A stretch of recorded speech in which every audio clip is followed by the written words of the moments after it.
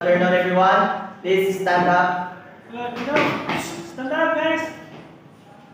Study all in the prayer. In class, in the name of the Father, of the Son, Son, the Holy Spirit, Amen. Our Father, Our Father, who art in heaven, hallowed be thy name. Thy will be done. give us this day our daily bread. As we forgive those that sin against us. Not bring us into temptation. Okay, class, let's take your attendance. Say present for your honor. Estalio, present, sir. Duriano, Tacumbus, Mangitan. Class, before we proceed to our discussion, who can recall about our last discussion? Okay, stand up, Ludwig. It's all about internal and external combustion engine. Okay, sit down. Thank you for your answer. Okay class, our topic for today is all about building a strong masonry wall. So building a strong masonry wall is plays vital role in terms of building such as school and any form of construction. Why? Because wall serves as fundamental shell in terms of winters and earthquake. It keeps the building strong and built together. Basta, wala na siya. Okay. Build a strong masonry wall. The walls are one of the most important elements required to resist forces from earthquakes and typhoons. So imagine if the building has no walls, what will happen on the construction. And however, masonry walls are heavy and can fall easily is not configured and built correctly. Which means building wall, there's a procedure that we need to follow so that it won't kanang dili siya mahugmo. Dili pwede nga grabe ka ni face, dili siya pwede nga grabe ka baga. And wall length can calculation. So in terms of infrastructure in terms of building wall, there should be each line walls must have enough length, solid wall height wall, not so many openings. And the elements of strong masonry wall, each masonry wall panel must be confined by plank beam and base ring beam. So if you can observe here in our classroom, there are so many beams from the ground and different angle of this building. So see chapter 7 for more information. So on the next discussion we will further discuss it. And laying blocks. So when we say laying blocks, and the most common that we are using here, especially in the Philippines, is hollow blocks. So and side wall use straight guide placed by blocks. Solid close must be straight and plumb. When we say straight and plumb, straight o eskwalado o tuntunado. So when we say plumb, it is kanang muna siya gagamit nga tunton para straight ang building. So imagine if the wall is uneven, so it is not good during the earthquake and typhoon. That's it. And steel reinforcement. So when we say steel reinforcement, it is aligned or kanang gisumpay-sumpay para mahimo siya nga solid. The reinforcing steel gives the wall strength and ductility.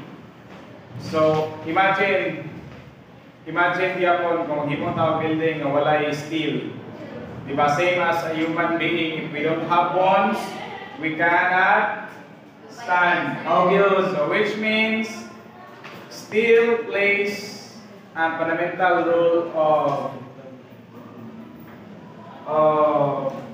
basta. So connecting to river together with overlap, make sure that have overlap that is long enough for force. So which means nga kung sa kataas ang imuhang wall is dapat maglapas ang imuhang kabilya para dili mag collapse. And next is grouting. So, ang grouting is mao na siya ang kanang pagtapak-tapak, example given sa tiles para dili siya kini ang mura og para plain siya, maghimo siya og grout. And in terms po sa beam, when there are kanang construction nga guba siya or dili siya perfect, ang grout mao'y magpahimo sa iya og solid. Example na ay crack sa wall. So butangan siya og grout para nga magdikit ang kanang naglikit nga mga areas. Okay. Next is reinforced concrete members. The reinforced concrete frame surround all walls, panels, and keep the house tight together, earthquakes and high winds. Which means nga ang tanan daw i-construct if mag-combine together na siya, muna siya ang nakapasulid. So which means if ini nga side is dili siya solid, mapikuhan ang solid nga side. Class, what is that thing? Next class, are you there? Are you paying attention? Yes, sir. Yeah. Okay, connect the columns and band beams.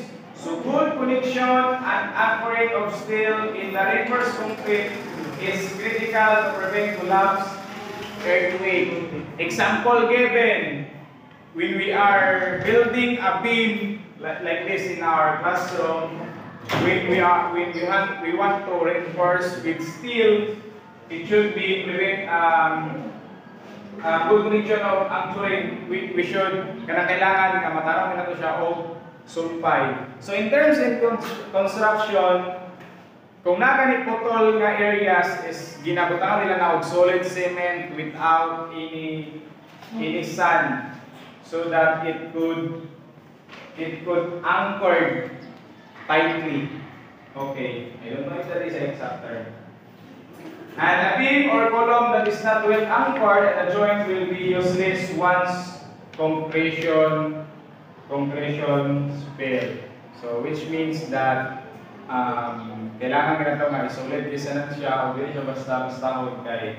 Example, here in this building, there is no even okay, the method of using short hook at the end of the bar is not sufficient. The bar should continue through the joint and there should be overlap 40 times of bar there. I don't know this. Binding and accessible interruptize. Ikaw na rin? Okay guys, why you guys looks like so sleepy? Okay, binding and assembling the interrupts and ties. When we say binding, it is being tied together.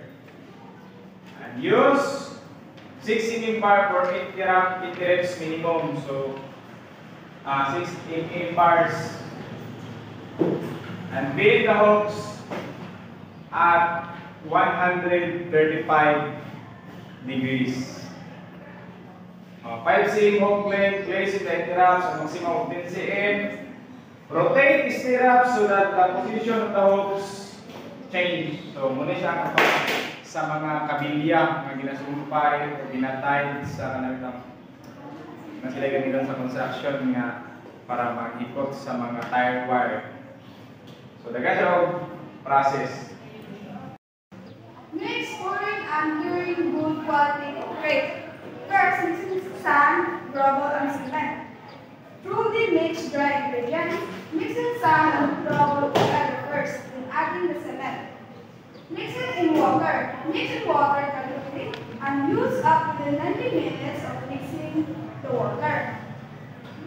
Brickwork and concrete spacers. First, make the formwork using good quality timber that will not bulge or bow. You can use straight cocoa, lumber, and plywood. Second, with the formwork and foundation before pouring concrete, so the water in the concrete won't be absorbed by the formwork. Third, place concrete spacer on the bottom and both sides of the steel to separate the steel from the formwork. Curing concrete. Round the concrete with a root and top the formwork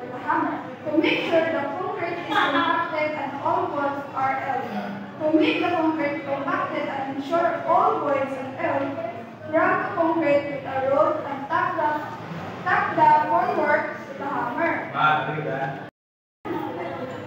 Concrete curing. Concrete gains strength through a chemical reaction between water and cement called hydration or curing.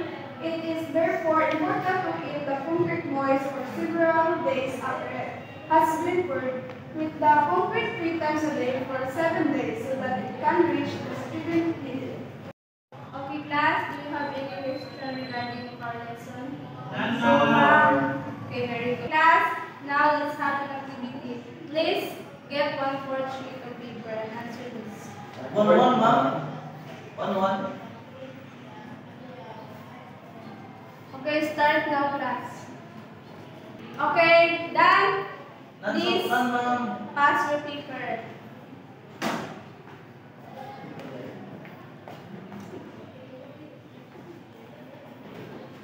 Okay, for your assignment, in your assignment, write down on how to mix urine and curing good quality concrete and demonstrate it here in front in our next schedule.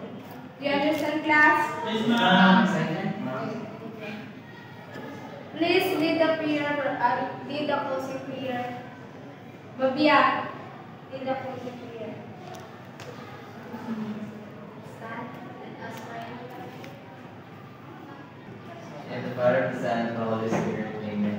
Our Father, who art in heaven, hallowed be thy name, and thy will be done on earth as it is in heaven. Give us this day our daily bread, and forgive us our trespasses, as we forgive those who trespass against us. And do not lead us into temptation, but deliver us from evil. In the Father, the Son, and the Holy Spirit, amen. Goodbye, class. Bye now.